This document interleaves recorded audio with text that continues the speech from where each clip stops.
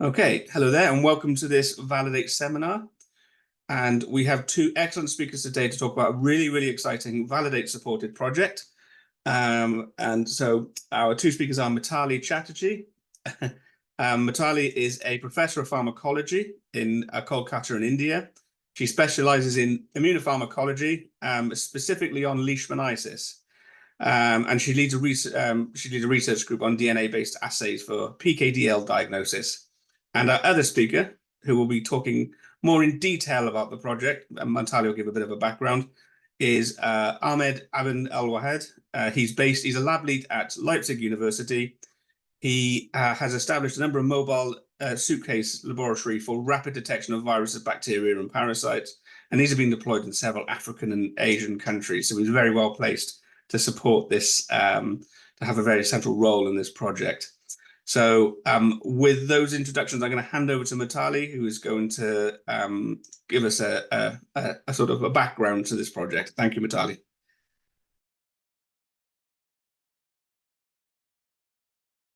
Okay, thank you, Blakely.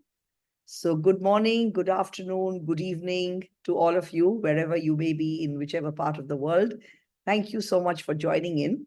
So I'll take you through a short journey.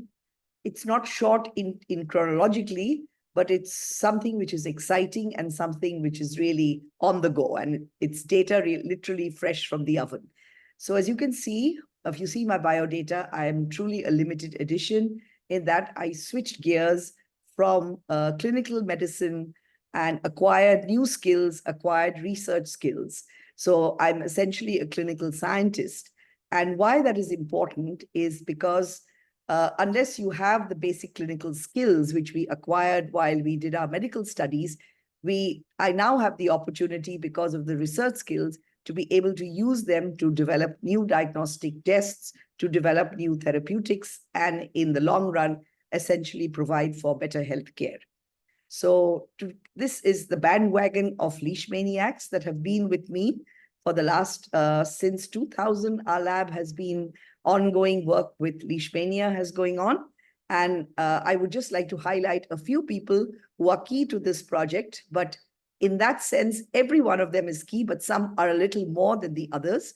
So I would like to introduce here Shushmita, who actually began the kinetoplast DNA assays in our lab. This was then taken up by Srija. Aishwarya worked on it. Ritika is presently working on it. Madhurima is helping us with both the new assays also that have been coming up. And also we have with us a microbiologist, Dr. Surjo Chaudhary, who really helps us with the field work that's going on. And I also would like to introduce Shutapa in this.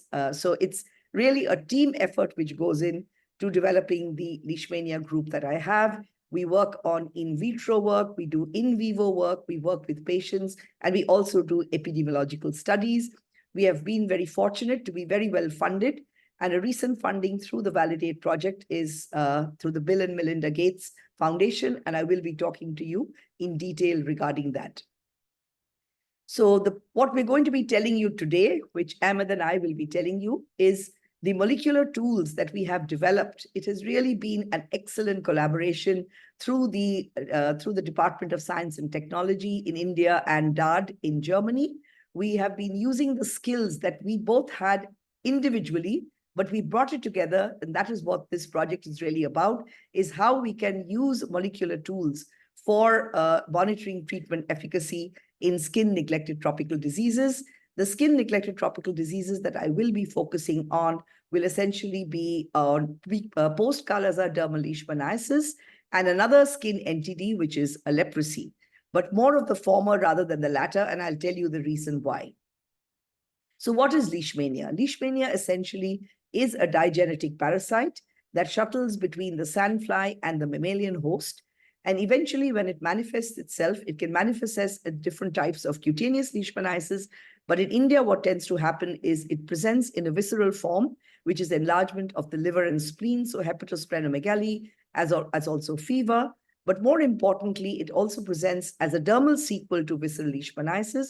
And the name, as it is called, is post-kala-azar dermal leishmaniasis, where the individual may have a combination of papules, macules, nodules, and some degree of hypopigmentation which takes place. So why really is this disease important to us? So if you look at this slide here, is you can see the distribution of the world's cases of kala-azar or visceral leishmaniasis. And there are really three main pockets that are there. And what is really fascinating now is this data as it stands in 2022. But a few years before, this was completely different. And India actually contributed about 90% of the world's cases, and now we only contribute 8%. So when we say India, I also mean Bangladesh, I also mean Nepal. So it's really Southeast Asia that I'm referring to. So now our numbers have come down. So we have had, and how this happened was a Kala-azar elimination program was initiated way back in 2005, when India, Bangladesh, and Nepal joined hands and decided that we need to bring down the number of cases. So it was every year, it kept getting postponed. So 2005, the deadline became 2010, the deadline became 2015. But in 2015, the scenario really changed. And they said that, let us go for active surveillance and let us try to find the cases. So you can see over here that the number of cases has depleted or diminished substantially. So at 2014, we had nearly 10,000 cases. And now at 2022 and in 23 and 24 also, it hasn't crossed the 3-digit mark yet. So this is really something, and we need to know why this has been happening and what can we do to sustain it. So this elimination was achievable because man is really the only host in Southeast Asia. Sandfly is the only vector.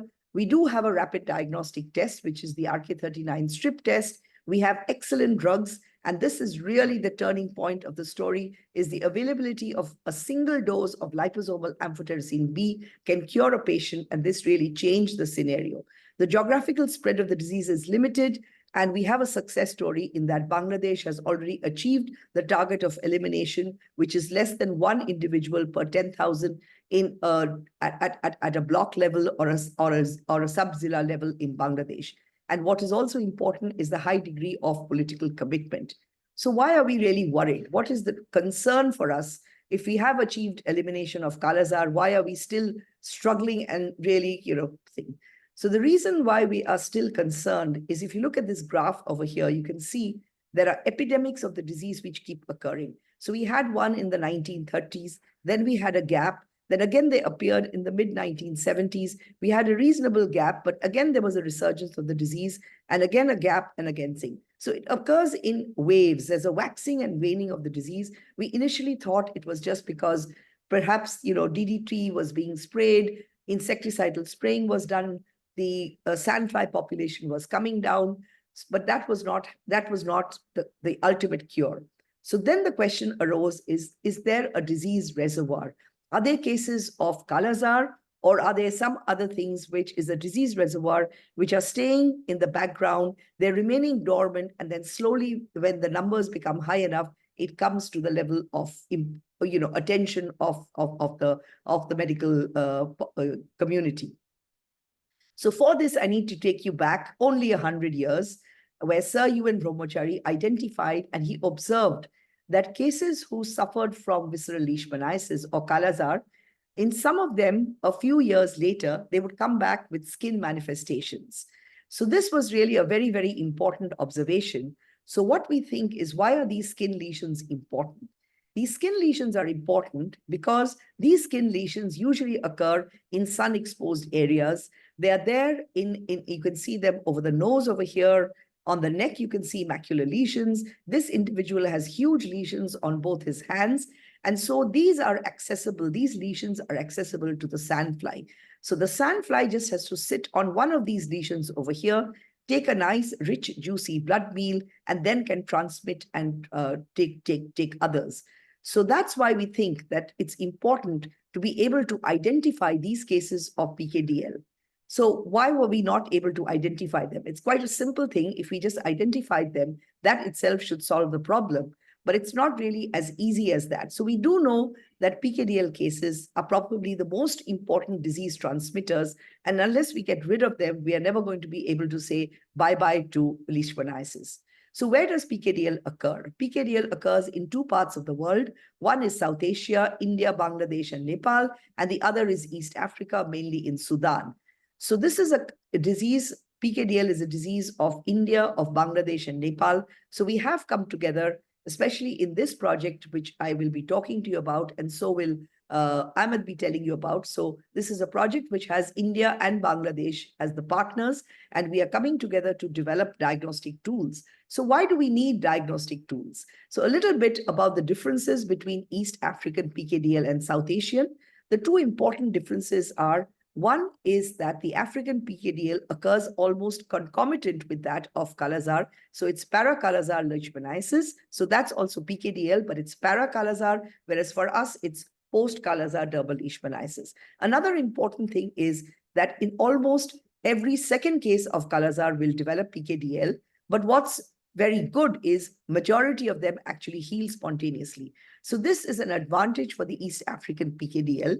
So that every case that comes doesn't need treatment, and within about 6 months to a year, a lot of them actually heal spontaneously.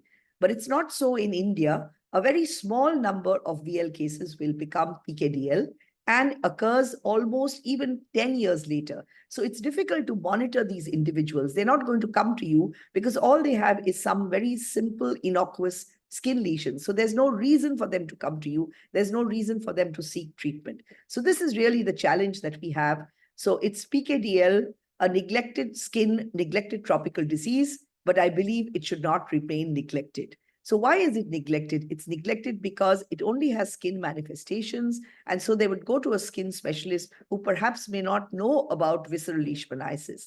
There is a certain degree of social stigma associated with hyperpigmentation, similar to that which occurs with leprosy, which has a very high component of stigma and ostracization, because they do not know what this hypopigmentation is about. They think it's an infectious disease. They tend to be marginalized. And anyway, they are marginalized because of their poor socioeconomic scenario.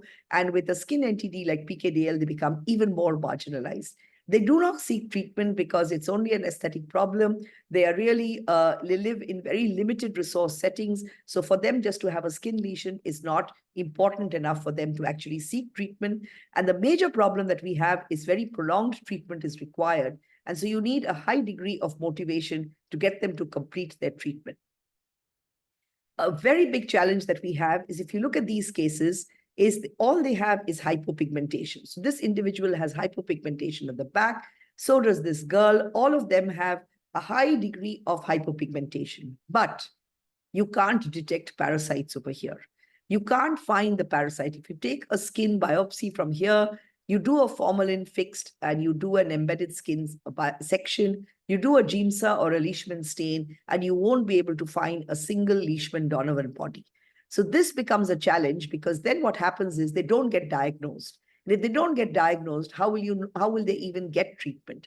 So this is where we thought that let's make a difference. Let's try to develop DNA-based tools where we can identify, and let's see if we can identify the DNA, not necessarily the Leishman-Donovan bodies. And we found that we were able to do it. And that was really something which was excellent. So we decided that if, the old phrase is, if the mountain will not come to Muhammad, then Muhammad must go to the mountain. So here it was, if the patient does not come to us to seek treatment, then let us go to the patient and find out whether we can help them and motivate them to come into the treatment fold. So what did we do? We started something called active case detection. We started with going to every individual, every household that had a history of Kala-azar or visceral leishmaniasis. We had a wonderful team of the Kala-azar treatment supervisors, as also infectious disease experts, microbiologists, dermatologists, all who came together. They would examine the cases. They would bring them to a medical camp where they would be examined. Their skin biopsies would be collected. If it was a case of Kala-azar, the blood sample would be collected. And if it was a skin biopsy, then the punch biopsy would be done. And initially what we did was we did an ITS1 PCR. So you can see over here, the ITS1 signal is positive. And then we also did a quantitative PCR. So what is this quantitative PCR about and how does it help? The quantitative PCR made a huge difference. And what we found was that once we started doing active surveillance, it proved to be a real game changer. Because what happened was, is if you look at West Bengal and you look at the time point of 2014, at 2014, there was a huge jump which took place. Whereas in the other states of Bihar and Jharkhand, the jump was much later in 2015, and here it was almost in 2016. So this active surveillance helped us to identify these cases. So how did we go about it? So what we did was the laboratory diagnosis that we have of PKDL so far was actually empirical. You went for clinical diagnosis where you looked at, they usually would give a history of Kala-azar, and they would also have very classical skin lesions, and they would do a Leishman-Donovan bodies. They would identify the Leishman-Donovan bodies, or they would do an RK39 strip test. But the RK39 strip test, however easy it is it could also be positive because the individual may have a past history of Kala-azar. So here is when we realize there is a very growing need. There is an urgent need that we develop good tools which can not only do diagnosis, but can also monitor the parasite status. So that's what we did. We developed molecular tools. We had the ITS-1 PCR. We also developed the quantitative real-time PCR. And another one that is available is the LAMP assay, which we haven't developed, but it's also an interesting assay that one can consider developing. So here you can see, so what did it look like when we looked at the parasite burden? When we looked at the parasite burden over here is in cases of macular PKDL, they were all positive. And remember, by microscopy, only 50% of them are positive. So this was our first success story, that we were able to identify with sureness, with complete surety, the cases of macular PKDL, which have a relatively low parasite load. If you look at it here, it's only 3,000 parasites per microgram of genomic DNA, whereas those that had polymorphic had a much higher and almost 5-fold amount of parasite load which was present. So this was good news for us. And then we wanted to see that whether we were able to use this assay for monitoring. So the important thing also is that not only do we need a tool to diagnose PKDL, we also need an interesting minimal invasive approach. So there is a need for microbiopsies. And I throw this to the audience that this is something where research can be done. And we would be very happy to know if someone was doing work on microbiopsies. The microbiopsy picks up about 2 millimeters of a skin biopsy of the skin. And it has been used to look at sandfly. And it can actually mimic the mode by which the phlebotom sandfly can acquires a blood meal, because that's the small amount that we can have. Thank you so much. So this was something that we need to work on. And excuse me.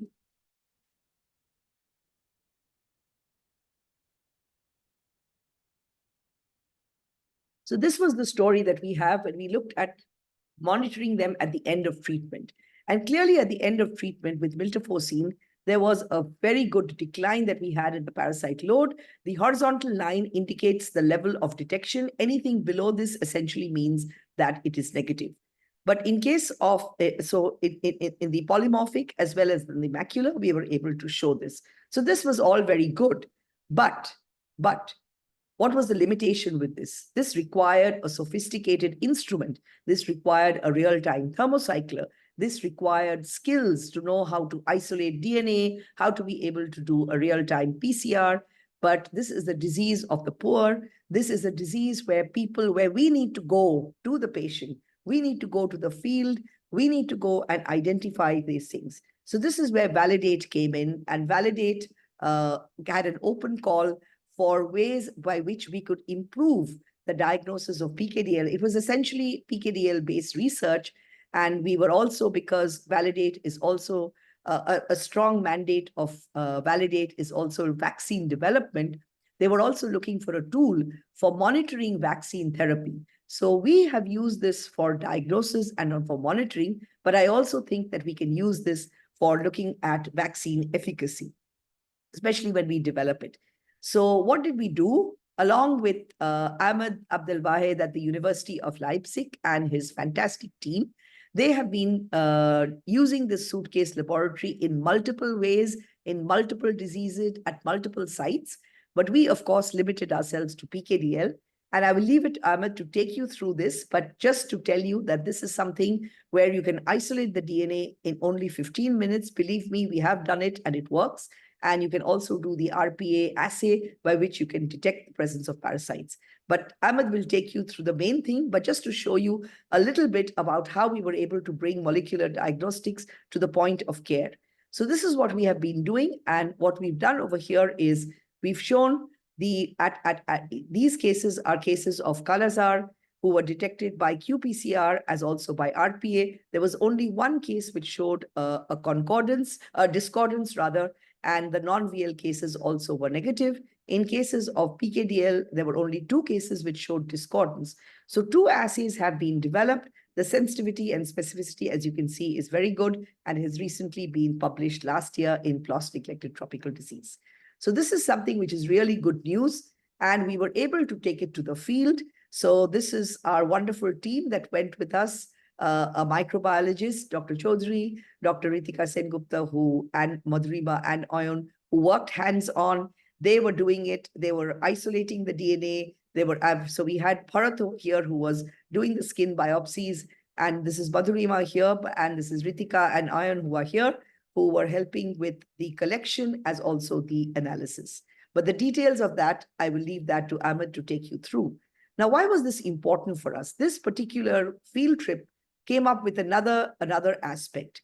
What we found was there were many individuals who came to us, and the field officer who was there, the medical officer who was there, he said that he was having trouble with a number of PKDL cases. He was not able to tell whether these were cases of PKDL or were these cases of leprosy.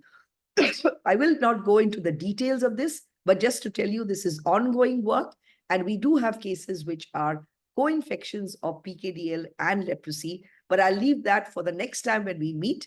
But today we'll only take you through identifying the need for a point of need tool that we have developed and how we will be able to how we are taking this forward. So the last bit that I'm going to be telling you about is something which is even smaller than the portable mobile suitcase laboratory that we have. And as the name suggests, it's affectionately called a Minu. So a Minu, or a mini thing, which is essentially a smartphone-based device. Again, this is something which has been developed by Ahmed's lab. It's a battery-driven. It will give you, I will leave it to him to take you through this. But what's important for us is that what we would like to do eventually is perhaps have an indigenous Minu in our country, because we would like to have indigenously developed tools, because essentially this is a disease of the poor, and we should be able to serve these marginalized individuals to be able to give them access to good health care. So what are the future directions that we have with regard to improved PKDL case management? We would like to improve the availability of tools for case detection.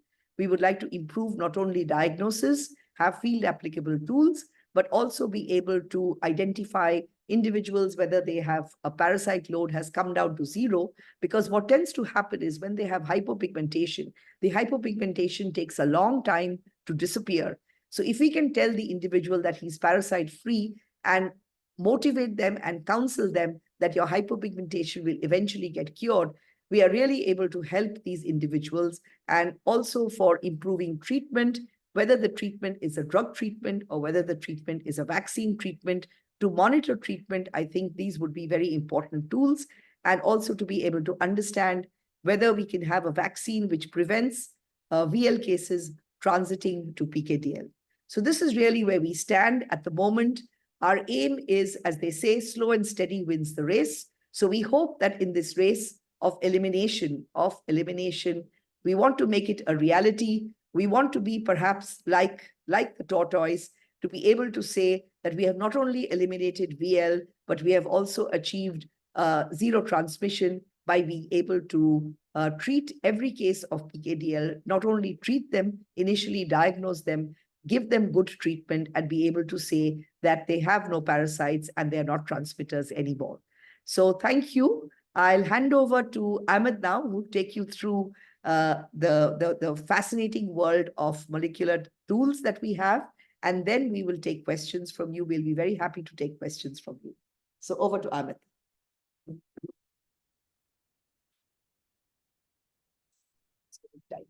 That's So thanks, Mitali, for this very nice presentation. It's actually, she said everything. She left nothing to me, but I will try my best to convince you that we are doing also some good stuff here.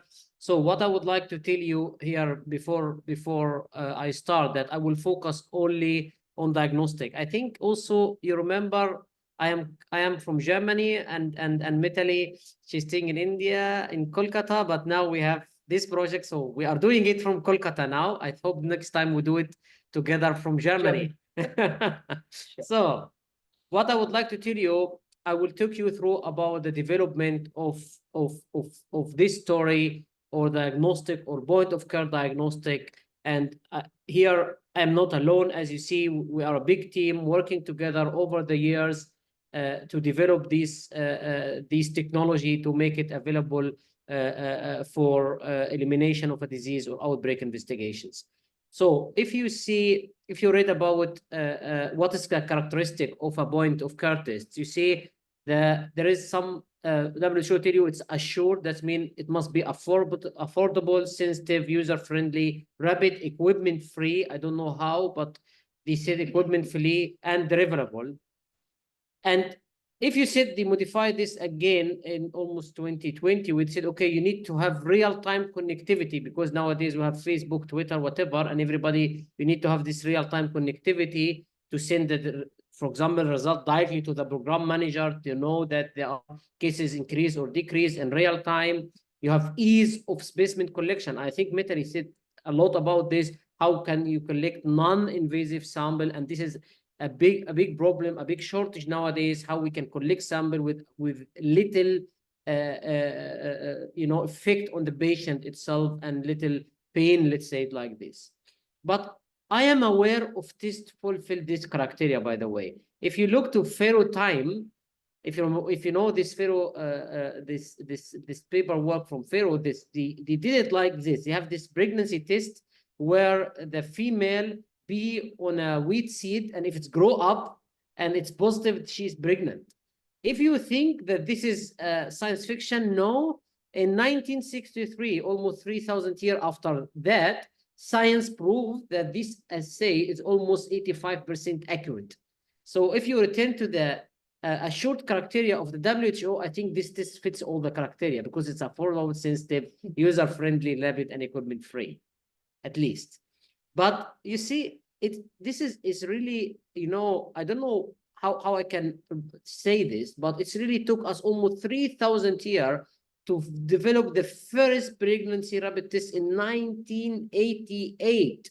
So that means it took us too much time really to develop a rapid diagnostic test based on antibody-antigen interaction. But if you see the roadmap of the WHO, which tell you 2030 is the elimination goal, and if you see here the neglected diseases, you see that in Leishmania, they lack many tests for screening, for confirmed diagnosis, and for surveillance. And for that, we need to work on this issue. We need to work on the gaps, not just developing or reinventing the wheel.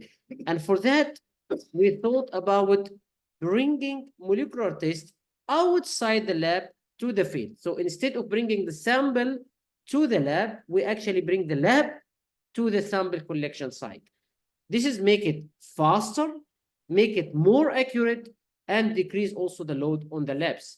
And for that, we have come up with the idea of a mobile suitcase laboratory. It's a very easy principle. You have one suitcase lab for extracting your sample, one suitcase lab for detection or the molecular test you perform. It's solar panel based, and solar batteries can be used, can operate the lab for up to 2 days without any problems. What I would like to tell you is here, if you are dealing with unknown sample, you need to use what's called glove box to be sure that also in the field, you are protecting the medical doctor or medical staff working, or the lab staff working with this stuff directly inside the field.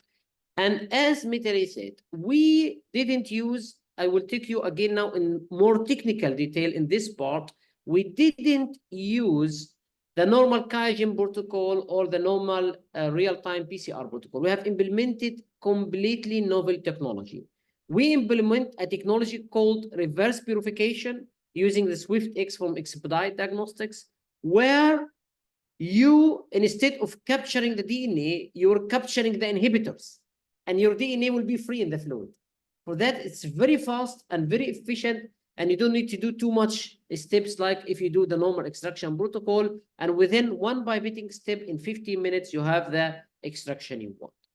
The other stuff we have done that we have developed based on an isothermal amplification technology is not LAMP. LAMP is another isothermal. It's called recombinase polymerase or aided amplification assay, where you can amplify your target with 2 primers only, and you can also have a probe system to be sure of the specificity of the assay. That means you have developed an isothermal amplification technology and an extraction method based on reverse purification.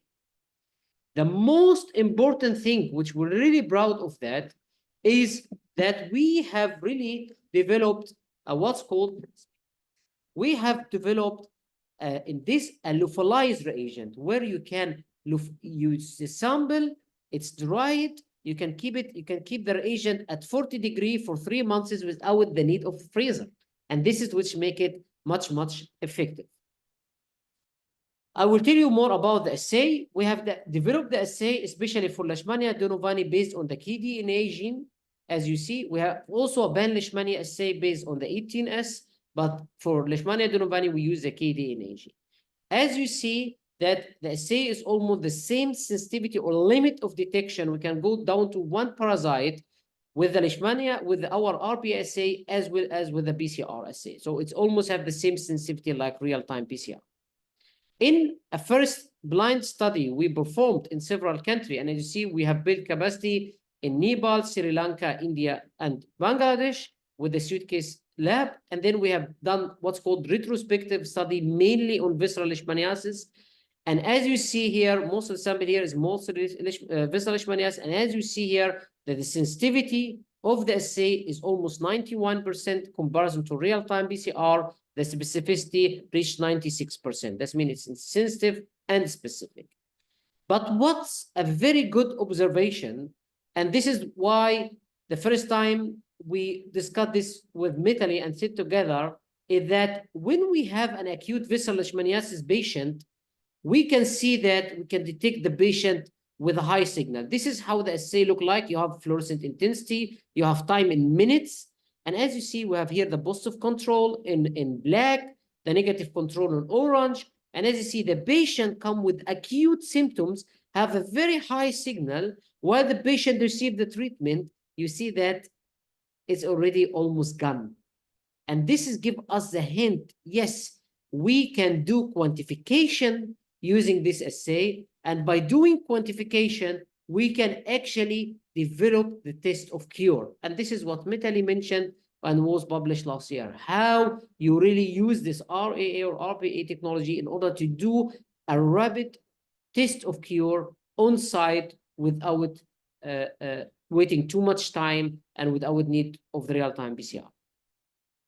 And this is move also to another issue. If you would like, as Mitali said, if you would like to detect PKDL cases, you would like to detect these active cases. Also, one of the big issue, you need to do also surveillance in the vector, like sandflies, because sandflies here play an important role. And if you maintain elimination, you need really to test if the sandfly is still carrying the infection or not. And we did a pilot study on the sandflies. And as you see, usually people use microscopy to detect it in sandflies. And if you see all the sample, which was negative in microscopy, can be detected in both PCR and RPA. But what's really, really a funny story that we can detect even more cases with RPA because we do it directly in the field and directly on site, and from fresh sample, we can really detect even more cases, more positive sandfly in RPA than in the PCR. So, and as you said, we have developed a technology. We can detect VL, we can detect PDL, we can quantify, we can do test of cure, and we can detect also sample or the Leishmania donovani in sandflies. But as Mitali said, that we need to move forward. If the number of cases and number of sample going down, then you need to have something very simple in the hand of clinician or community worker to detect directly, immediately in the field using one sample, the presence of the pathogen. And for that, we come with the menu, the small devices, where, as you see here, you can detect that even no pathogen detected, the pathogen can be detected or inclusive. The good news about this technology, you can have real-time connectivity, and you can even link it to the program manager to inform them immediately that there is something going on. And this is which make this technology like a point of care, but point of care, we speak about molecular test in the point of need, and where point of care where you can use this technology and apply it directly in the field settings. And then, as you see, we have also tested this in a very nice small study, and it will be published soon during this, at the context of the project with Validate, funded by the Gates Foundation. And then we can see that the sensitivity almost 90%. But what we have observed sometime is that we see some cases, the people tell you, okay, it might be leishmania. As Mitali said, we have now confusion between leprosy and leishmania cases, which make the story more complicated. But we have seen the important to follow up imported cases, because imported cases with a lot of migrants working, for example, in the Gulf region, returning back to India or Bangladesh, they return back also sometimes with leishmania. And which leishmania is that? Because if you would like to maintain elimination, you need to be sure that you are not reintroducing the disease into the country. And for that, we come up with the same with the suitcase, but at this time, we develop a sequencing technology in order to identify exactly which leishmania species or which pathogen exists in my sample if I don't know what I am dealing with. And this is very important issue, because sometimes you get leishmania, you say it's tropica, no, it's not tropica, it's major, and you start this debate. And this technology, within about 2 hours, they can tell you exactly which leishmania species based on a very rapid extraction and nanopore technologies. And as you see, even we compare this with the normal Sanger method, and even we have even more accurate and more precise identification of leishmania species than the Sanger sequence. What I would like to tell you as overall summary. First of all, we have developed together with a very nice group working all the time with many assays. And if we speak about Skin NTDs, you can see here, we have developed it for Mycobacterium ulceraris, for Leishmania denovani, for Lepra, for Treponema, and for other diseases, which very important is if you combine it as Skin NTDs, beside also livestock. If you will return back to my first slide, when I told you assured and raw assured, equipment free, I don't think this will be realistic, because we have an equipment free like the rapid antigen test, but it's not sensitive enough. They cannot detect really the active cases. But what I would like to see, or what we would like as a group to define, is the 4 Ds. And 4 Ds of us is decentralized diagnostics. The diagnostic must be given in the hand of the patient, of the local doctor, to identify cases very rapidly and don't wait months to get the results. We need also to deliver the results in short time. The patient cannot wait days to get the results back. This is really a shame in the time of Facebook, Twitter, and all this stuff. The news, the fake news go very fast, but when it comes to diagnostic, you need to wait days or months to get your results back. This is not realistic. And we need to deliver tests to poor resource setting. Poor resource setting, everywhere they have internet, but they don't have a reliable access to medical devices or to medical innovation. And this innovation really facilitate this stuff now to reach in the hand of the poor in the poor resource setting. And we need to decrease the production and operation cost. And our dreams as group that we see these diagnostic tests one day produced and sold inside India and Bangladesh and Nepal, not just waiting from, well, people like me with our hair coming from Germany or originally from Egypt to tell you what to do. You need to produce this stuff locally, and COVID has shown us that we need to be sure to produce. So I ask all investors and ask our funder to support this local production. We have developed a protocol to support local production, and we are happy to share it with anybody interested to do a non-profit local production of this stuff within the countries. And at the end, I would like to thank all people work over the years to develop the assay, to make it working, to make it functioning, from Bangladesh, especially Dinesh Mondal and his team, which work hard to develop this, the team from Nepal, team from Sri Lanka, India, and of course, Professor Chatterjee team here, and the Axel Kruger who introduced us all of this to subcontinental India problem, and my team in Germany. And also what I would like to thank the companies which help us to develop, because it's always very important to have a good connection with the company, especially the R&D, in order to develop stuff for the help of the population. And at the end, I would like to ask our funder, without the fund from Validate, through Bill and Melinda Gates Foundation, through Validate, we will not have a chance to continue working, developing assay, and go to phase 3, where we can detect PKDL cases directly in the field from skin sample using this technology. And of course, to the other funder, we developed the pilot study we done, like CEDA, TDR WHO, and Path India. And now I lift it over to you for the Q&A. Thank you very much.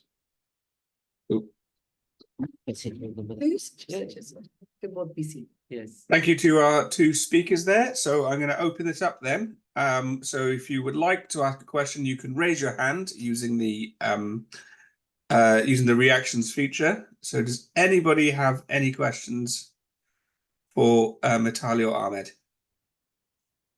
This is and somebody. It's the first person through the first person there to get the courage up. Have any questions for our 2 speakers? Okay. Animake, do you have a question? Do you want to turn on your mic or? Yeah, hello. Yeah, first of all, thanks so much for this very nice overview. And I personally I work on leprosy, but we've also done joint studies with leishmania and leprosy detection in Bihar.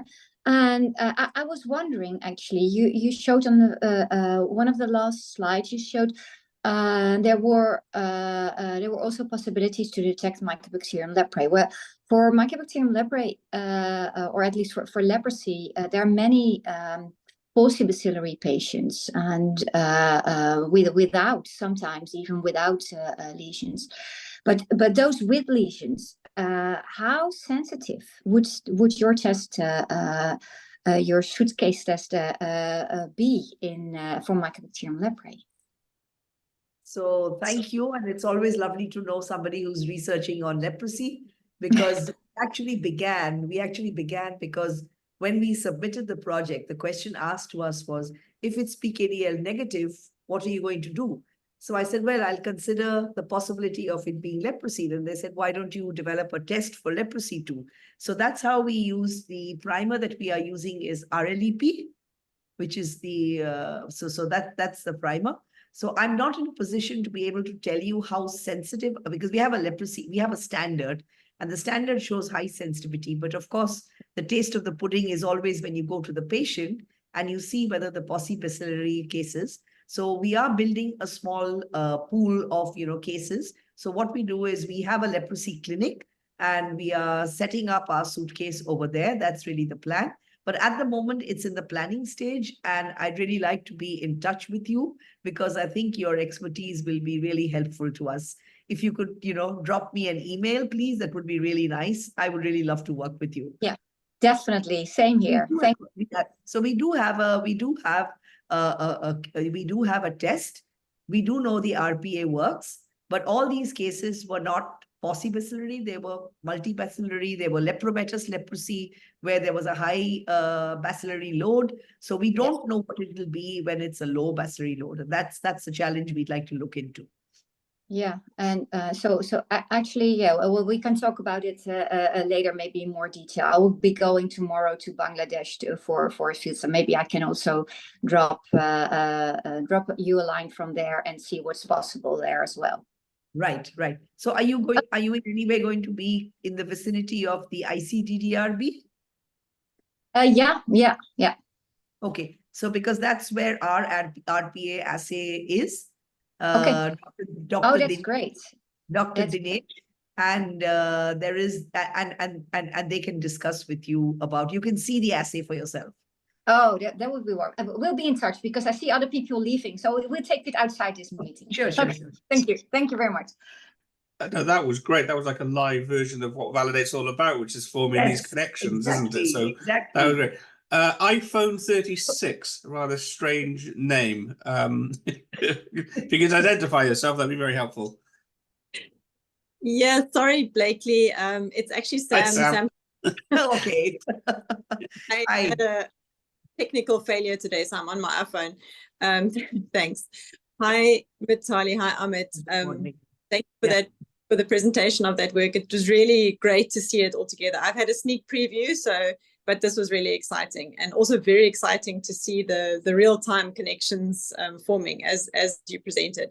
I have a very a question that really shows my ignorance in the field, and that is right at the beginning of the talk, Mitali, you showed the very different clinical presentations in African and Asian contexts. So is that a host genetics or a parasite genetics thing, or do we know? So that is something that is really something. It's $1 million question, but Leishmania donovani is generally extremely homogeneous. So it's unlikely to be a parasite genetics, but it's more likely to be a host genetics, because I think, immune functions do come into play. And we are at the moment doing some work with, we've just got cases coming up where we've got cases of VL and we've got cases of PKDL, and we're trying to compare whether we can identify markers of which case of VL is going to move to PKDL. So I think in Africa and in India, it's host genetics which decides which case of VL will develop what type of PKDL. And also I would like to add to this one very important thing is that subcontinental India has invested a lot with political push really to eliminate the disease. For that, they did this very strong active case surveillance and other stuff. The problem in Africa is that the political push is not there. And this is what we need to really, because once I know this, the political push is very important. This is because I'm sure that when we start to look deep and we start to implement more diagnostic there, I'm sure that we will find more solution and find even more cases, because the situation in Africa is completely different. And with the war in Sudan nowadays, you never know how the stuff will be for infectious diseases. Yeah, I mean, I think it's a very important point. It's not just host and pathogen, it's the environment as well. So thanks for that. It was great. Thank you. Thank God. Did you have a question? Yes, I have a question. I must commend Mitali and Ahmed for a wonderful presentation. I will not forget this in a hurry. If Mohammed fails to go to the mountain, no, if the mountain fails to go to Mohammed will go to the mountain. I'm grateful. Then also the 4 Ds. Unfortunately, I like to say you people did not develop the mobile lab for Mycobacterium tuberculosis. I saw when you listed it out there, it's not included. Please, I'm begging, that's my area of research. You can try and get something like that so we can work on. So my question is, what is the difference between cutaneous leishmaniasis to visceral leishmaniasis to PKDL? What's the differences? What's the connection between 3 of them? Connection between cutaneous leishmaniasis, visceral leishmaniasis, and PKDL. What are the differences? What can you repeat the question? What are the differences between cutaneous leishmaniasis, visceral leishmaniasis, and PKDL? Okay, so cutaneous leishmaniasis is something which doesn't occur in India. We don't have it in India. And what is very, very interesting is the type of lesion that we have. In cutaneous, often what you have is you have involvement of the mucosa, you have ulceration, and sometimes it's a single lesion, whereas in PKDL, it's a systemic disease. The parasite is in the blood circulation, and from the blood, it is coming to the skin. Whereas in cutaneous, it is usually the sandfly, where the sandfly bites, there itself, the lesion develops. So that's the most important difference. And PKDL always occurs after VL in practically 99.99%, whereas cutaneous is a standalone disease. So these are the important differences. Yeah. Thank you, because I'm working on leishmaniasis diseases in my area here, because I live in a rural community where I work. So Yes. I'm looking at doing a survey on the rural communities, then getting give them a survey, ask them questions, because here they are really poor. They are poor, their lifestyle is poor, and they have poor environmental sanitation. Thumbs up for you both. I'm grateful. Thank you. And I would like to add, we have a TB assay, but we are now currently in the first evaluation of the assay if it's working. So we didn't reach a clinical trial yet, but we have a TB assay, of course, yeah, because this is highly needed to have a rapid assay of TB, also to reach some elimination goals. Yes. Okay, thank you. Can I ask a quick question about Mitali and Ahmed? What other diseases do you think that this, or what other pathogens do you think this could be used for in the future? Is there anything, is this is obviously not just limited to the neglected diseases that you've done so far. Have you had a thought about the future of this? Yeah, so you need to think to stuff. We are developing this in two different formats. The first format, we do it pandemic preparedness. So we have, for example, we are part of the rapid response mobile lab team, where we have identified the working with mobile suitcase lab in the world. We have almost now the suitcase in almost 25 countries, including now India and Bangladesh. That means if any outbreak happen of any case, we can identify it with nanobore sequencing, for example, very fast. And this is part of pandemic preparedness, for example. The other story is not only neglected disease, we are trying also to solve emerging diseases, because the problem of we are not capturing, for example, the chronic disease like hepatitis or HIV, but we are trying more to focus on emerging diseases, or diseases need to be eliminated, because this will be the target of the candidate. But of course, this technology is an open platform, is like the PCR technology. If you would like to implement it to have an answer on the treatment, you can do that. If you'd like to have based on, I would like, I have one patient, should I treat it with this or this? For example, we are working nowadays on antimicrobial resistant to have some solution for that. So we are trying, but we still in the piloting, but I'm sure that we are more assay will come on our list. Right, brilliant. Wim Adrianson, do you have a question? Hi, yes, everybody. Hi, nice talk, by the way. It's very, very relevant work. I'm Wim Adriaansen from the Institute of Tropical Medicine in Antwerp, in Belgium. And I just wanted to touch upon your early presentation where you mentioned the microbiopsy as a potential tool that could aid in your pipeline. At ITM, we have been working with this microbiopsy, both cutaneous leishmania, and in the case of Christine Klotz at ITM, she has been piloting this also in VL. So it seems to be quite an interesting tool. So if you would like to get your hands on this, Yes, we're yes, happy to also help you there.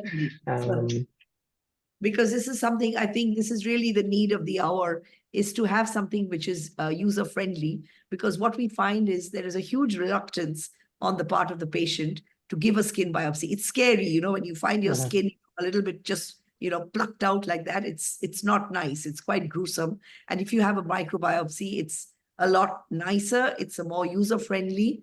And I think, the acceptance will be much better.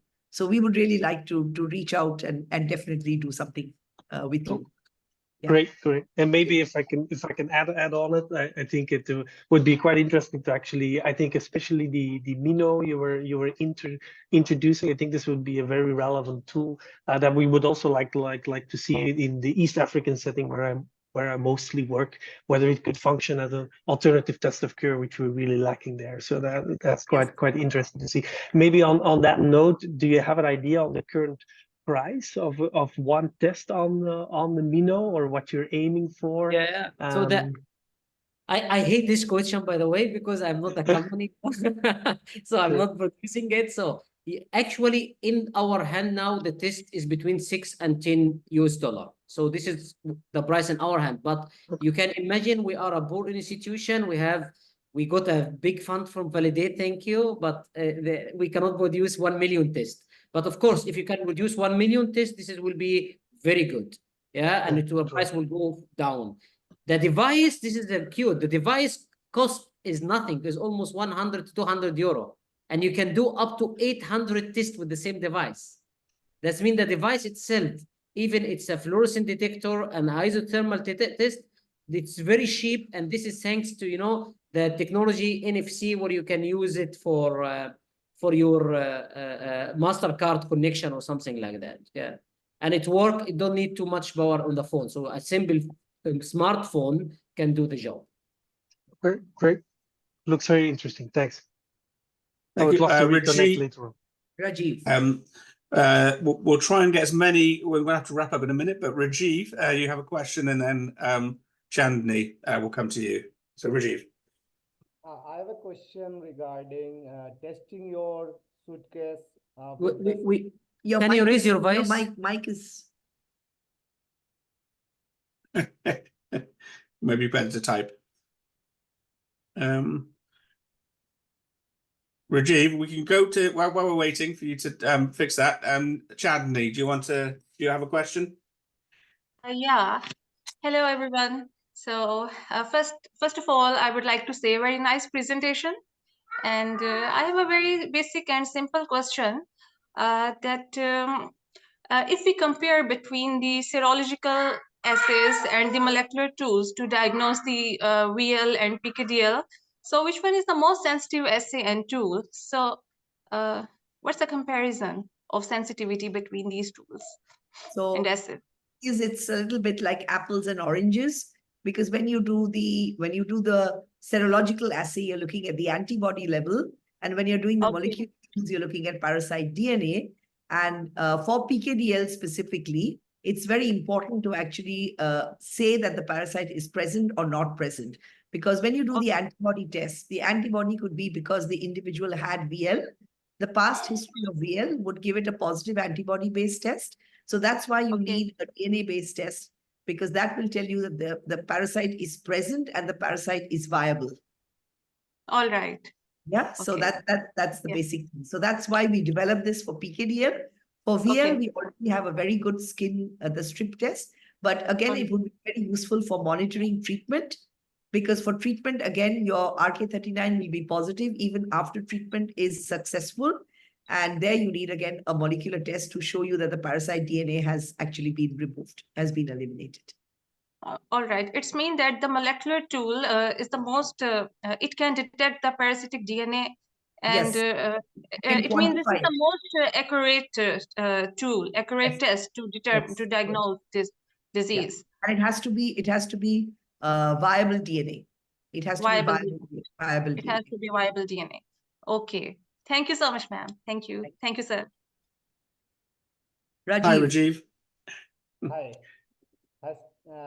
I have a question regarding your tool. That can you use this tool for detecting the CL cases? Because in many parts of India now CL cases has been reported. For example, in Rajasthan there are CL cases because of L tropica, and in Himachal Pradesh in hilly areas there is CL caused by L donovani as well as L tropica. So do you think that it is equally capable of testing those CL cases? Yes. Because from elimination point of view, it is also important.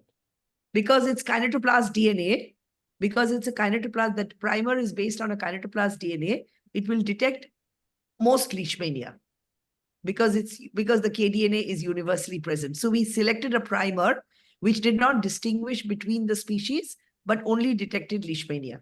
So we can use it for cutaneous and ideally a skin biopsy. I don't think blood will work. Though people are saying that, but I don't think blood will work. Okay. Thank And, you. and Mitali, I've noticed we've gone past an hour. Are you happy to ask a couple more? Yes, I know yes, I put some padding in with the. we're happy. We're happy. Great. So there's a question from Raymond in the chat.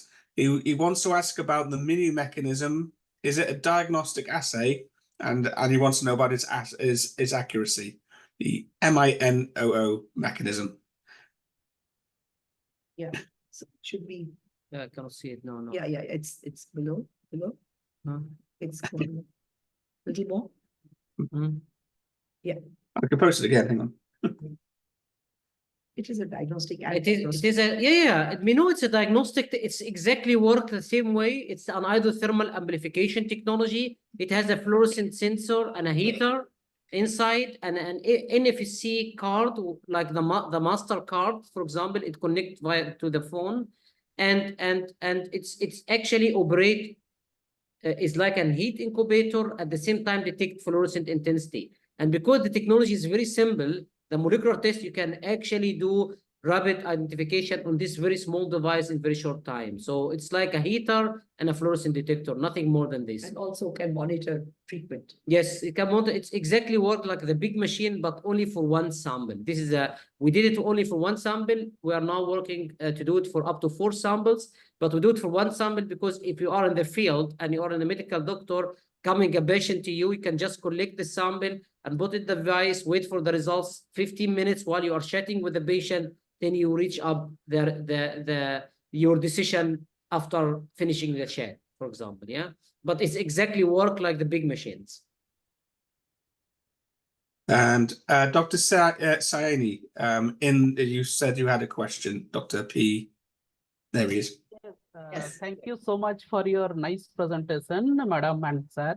I am working in southern part of India, and I am working in both visceral as well as cutaneous leishmaniasis prevalent, mostly among the tribal population. And we have characterized that parasite is same, and it is doing dual clinical manifestation, both visceral and cutaneous, and the parasite is Leishmania donovani. So, in cutaneous leishmaniasis, this kit will work. Madam already demonstrated that if it is Chiroplast DNA, it will work.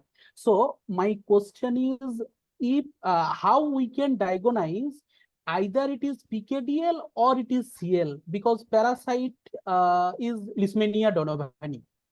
How we can understand? I mean, clinically, sometime that clinical presentation or similar in case of Leishmania donovani when it is causing cutaneous leishmaniasis. So this assay that we have will not be able to distinguish between cutaneous or PKDL because it is it's a Leishmania universal primer. So ideally, what we will have to do is do a species, do a nanopore sequencing, similar that what we have here, or take it to the lab and do RFLP. But ideally, if you could think of doing something like a nanopore sequencing, but I know that there's a cost benefit which we have to think about. But you will not be able to distinguish. You will not be able to distinguish unless you do a sequencing. But as you can see here, what Ahmed will show you. Yeah, you want to just tell me? Yeah, so this is actually why we developed this sequencing protocol, especially because these questions, because even PCR you cannot differentiate. You can have some primers, but at the end they cross-react a lot with each other. Yeah, for that we have tried to develop this rapid extraction protocol in order to make it more feasible to identify the different species.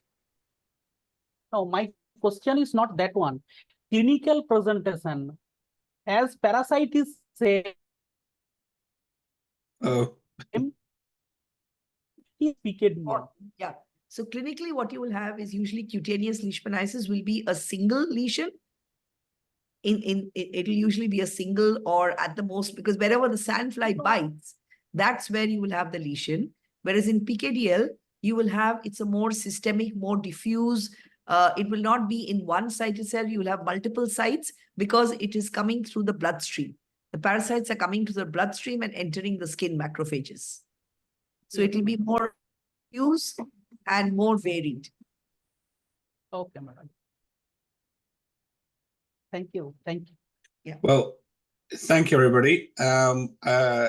I think that's a good time because that's some really nice questions we've had there. So that's a good time to end.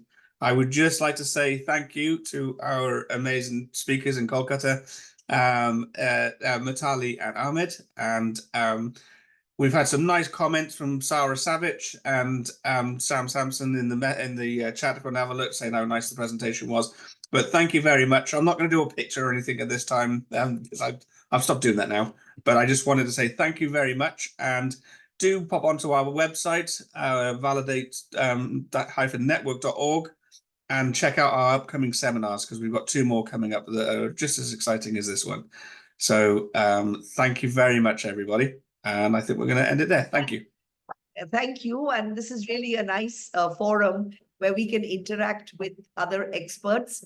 And it's almost like a mini conference, which is really what is the purpose of Validate, to reach out to as many as possible, to build as many links and collaborations as possible. So this, I think, is really nice. And I'm really happy that we could interact in this way. So thanks, a big thank you to Validate to organize this. And I'm sure you won't mind, Mitali. You can find Mitali and Ahmed's contact details on our website. And in fact, you'll find them on the website. You'll be able to click through on the website. So if you have any questions, I'm sure you don't mind, they can contact you directly if they have any ideas for collaboration. So We're a very small community who work on neglected tropical diseases and believe that it should not remain neglected. So we need to work together. I've got one more thing to add, which is there's a few non-members in the chat. You must join Validate, because this is the kind of stuff that you've been given a really good example of the kind of stuff that we do. So do join Validate. It's completely free, and it's incredibly valuable. So do then contact me if you have any questions about joining. Sure. Thank you. Thank you.